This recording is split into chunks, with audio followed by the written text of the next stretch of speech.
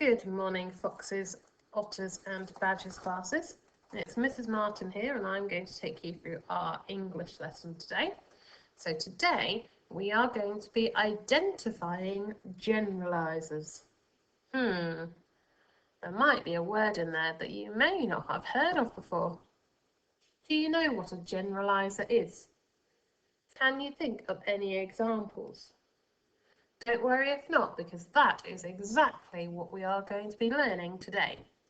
So can you please write the date for me, your LO, so to identify generalizers, and then have a think for me if you know what a generalizer is and if you can think of any examples.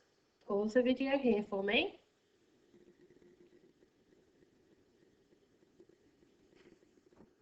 Okay, as always, we are going to start our lesson by practicing our story map. So the story map is still on our class page under Monday. You've got the story map, you've got the model text, and there are also two videos. So one of Miss Smith pointing to each word as she says them, and one of Mrs. Whiteman doing the actions. So pause the video here for me and have a practice of your story map.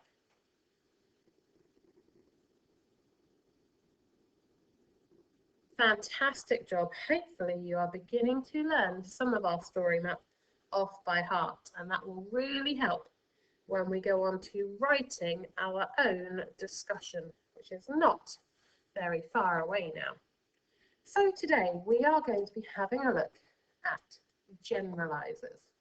So I'm going to start first of all by talking you through what generalizers are, and then we are going to do some activities linked to this. So generalizers.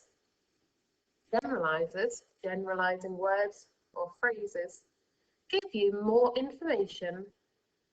They can tell us how often, or they can tell us how many.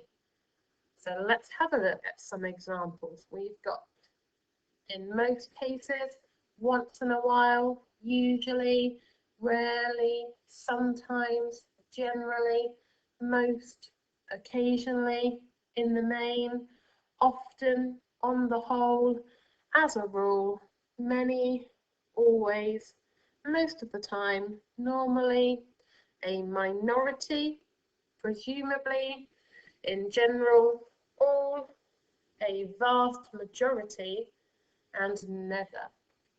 So as you can see, all of these words tell us how often something might happen or how many. So if we think about many, we might say many children enjoy PE. If we think about always, we could say the children always remember their PE kit. So it's telling us how often or telling us how many. Let's think of a couple of the words on there and if we know what they mean. So one of the words that I thought about was this word minority.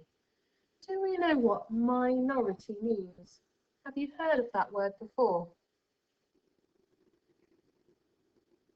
Minority means that out of all of the examples, not many of them. Okay? So I could say the minority of children wear red socks to school because not many of them do. Okay, so not many, minority. Whereas a majority or a vast majority, what do you think that might mean?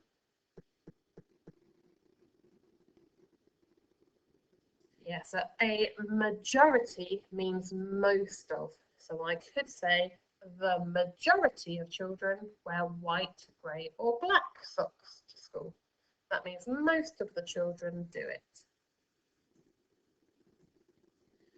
So we've looked at these words already. I'll keep them up as our word bank, so we've got them there to have a look at.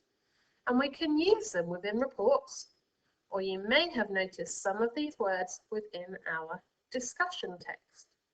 See if you can pause the video here for me and have a look back at our model text. Can you spot any generalizers in there?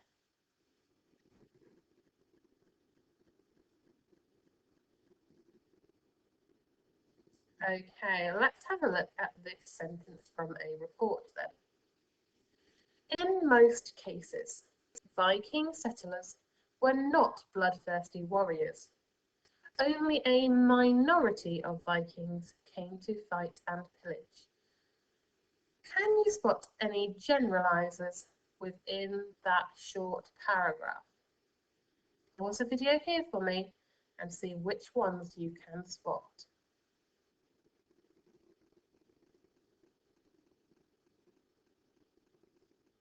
Well done if you spotted them. We had in most cases and a minority. So what you've hopefully noticed is that actually our first sentence begins with a generalizer and then it's followed by this punctuation here. What punctuation do I have? Ah, that's right, I've got a comma. So in this sentence we start off with our generalizer and then we have a comma. In most cases, Viking settlers were not bloodthirsty warriors. So I could swap that generalizer for a different one. Maybe I could say sometimes.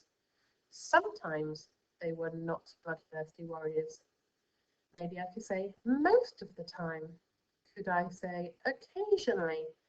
Could I say in general? So there are lots of generalizers I could have put here instead. And our other one was a minority. So remember that means there are not many of them.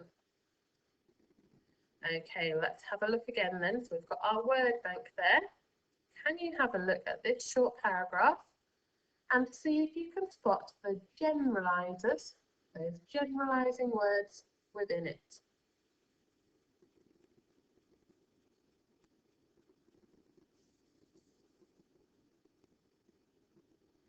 Okay, so we have, on the whole, most of the villagers are opposed to the high-speed railway.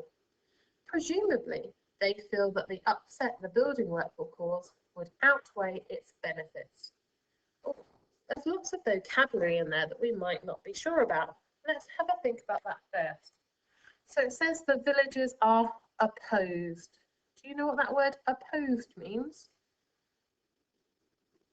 It means they don't like it.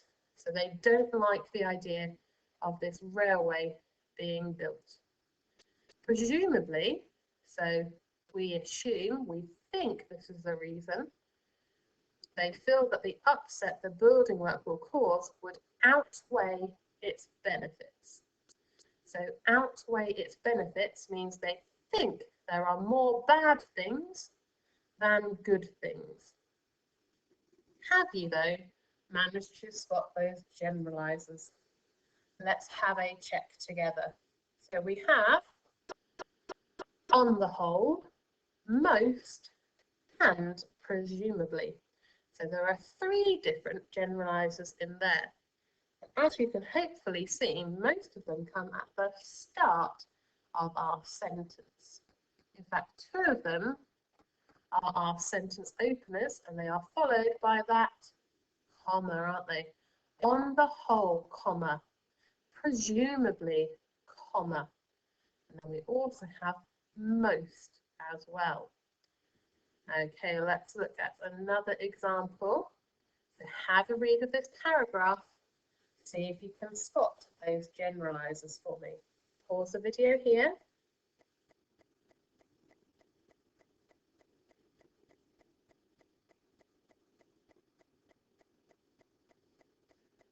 Okay, so we've got, as the bees continue from plant to plant, some of the pollen normally brushes off and falls into other flowers. In most cases, the pollen manages to mix with tiny egg cells, and this usually makes a seed. Let's see if you've spotted all of those generalizers. So we had normally, in most cases, and usually. If you had all 3 of those, absolutely incredible. Well done. Hopefully you managed to spot at least one of those generalizers within that paragraph. Okay. I never get to stay up late complained Katie. Ben always does. It's not fair. So this time our generalizers are used within some more informal writing. In fact, here it is used within some speech. Can you spot it?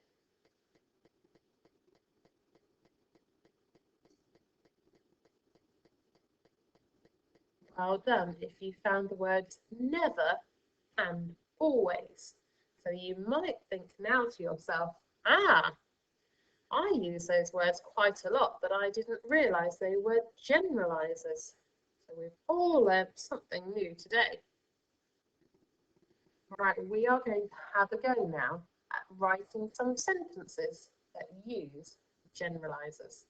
So I'm going to spin this spinner. We're going to see which word it stops on, or which phrase it stops on, and then we are going to see if we can include that within our sentence. So let's have a go. Oh, on the whole. So if we have a look at this picture here, how would we use the generalizer on the whole? Could we say that on the whole, comma, people do not call the fire brigade unless it is an emergency? Could we say that on the whole, comma, firemen think their protective gear is very heavy, perhaps? Have a go for me at writing your own sentence using the generalizer on the whole. So pause the video here.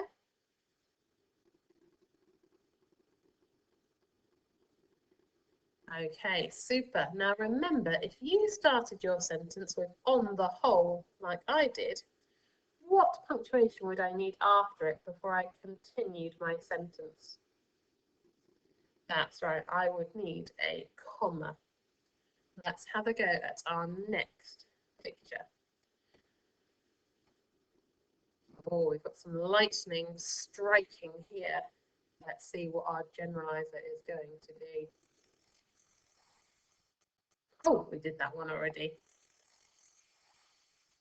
Often. Okay, what could our sentence be that uses the generalizer often? Could we say perhaps that lightning often strikes trees? Could we say that often you can see the lightning bolts across the sky? Could we say that often lightning happens between the months of June and September? Have a go at writing your own sentence using the generalizer often. Remember, if you start your sentence with the word often, you might need a comma after it. Pause the video here for me.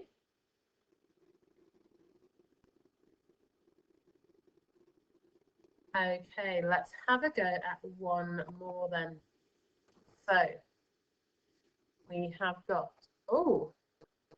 a picture here you might recognise from London. These are the Houses of Parliament. And they've got what seems to be some people protesting outside. Let's see what our generalizer is going to be for this photograph. Oh, it likes on the whole, doesn't it? We've done that one already, so let's choose another. Oh, often. We've done that one too. All. What could we do for all? Could we say that all of the people protesting were protesting peacefully? Could we say that all of the people stood in the square were unhappy with the new rule, maybe? Have a go at writing your own sentence for me using the generalizer all.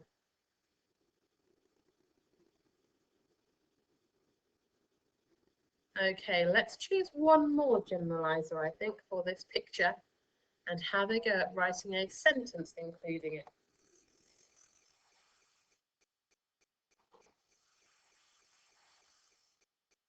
Once in a while. Okay, so one to do with time this time. What could I say for once in a while?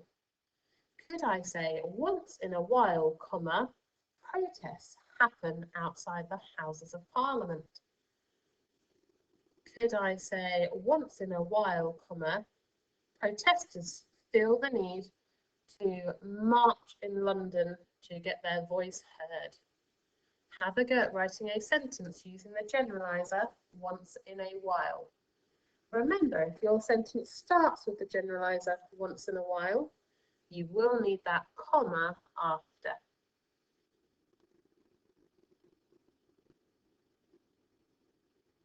Okay, super job. So what I would like you to do now is you will see on our class page there is a word mat which you may find will help you. So this has got lots of the generalizers on it. And there is then a worksheet that I would like you to have a go at. So you can just write the question numbers into your exercise book and see if you can write the answers beside it. So number 1 is about ordering the generalizers depending upon how often something happens. So they put always first. So always meaning it happens all of the time. So then you're going to work your way to when it never happens, okay? Number 2, you're ordering these ones based upon how often something happens. So think about which one is the biggest, which one would happen the most, okay? Down to which one would happen the smallest number of times. In the next questions, you're going to have a go at underlining those generalizing words, or it might be a phrase. So you might need to go back to your word mat, have a look back at our video to remind yourself of what they were.